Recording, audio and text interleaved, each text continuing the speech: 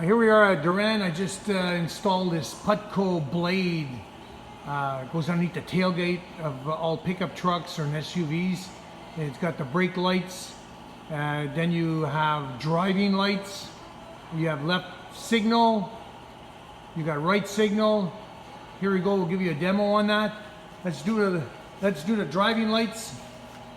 Okay, can we get the left signal? There's the brakes. Look at that. That left signal light.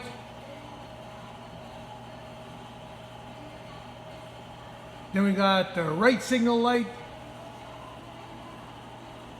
And then we got the parking lights.